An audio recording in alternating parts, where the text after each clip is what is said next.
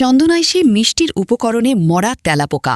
মা কালী সুইটস মিষ্টির দোকানে ১০,০০০ টাকা অর্থদণ্ড। নুরুল আলমের প্রতিবেদনে বিস্তারিত। চট্টগ্রামের চন্দনাইশ উপজেলায় অস্বাস্থ্যকর পরিবেশে মিষ্টি তৈরি ও সংরক্ষণের অভিযোগে মা কালী সুইটস নামে একটি প্রতিষ্ঠানে অভিযান পরিচালনা করেছে উপজেলা প্রশাসন। বৃহস্পতিবার ৭ মে সকালে উপজেলার বড়মা ইউনিয়নের বড়মা এলাকায় চন্দনাইশ উপজেলার সহকারী কমিশনার ভূমি ও নির্বাহী ম্যাজিস্ট্রেট ঝন্টু বিকাশ চাকমা অভিযানটি পরিচালনা করেন। এই সময় মা কালী সুইটস নামে ওই মিষ্টি তৈরির কারখানার ভেতরে অস্বাস্থ্যকর পরিবেশ ও অপরিচ্ছন্ন সরঞ্জাম ব্যবহারের দায়ে ভোক্তা অধিকার সংরক্ষণ আইন ২০০৯-এর সংশ্লিষ্ট ধারায় ১০,০০০ টাকা অর্থদণ্ড প্রদান করা হয়। অভিযানকালে মিষ্টি তৈরির উপাদানে মরা তেলাপোকা পড়ে থাকতে দেখা যায়।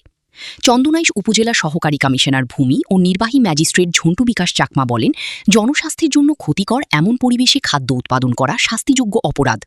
ভোক্তাদের নিরাপদ খাদ্য নিশ্চিত করতে এ ধরনের অভিযান অব্যাহত থাকবে।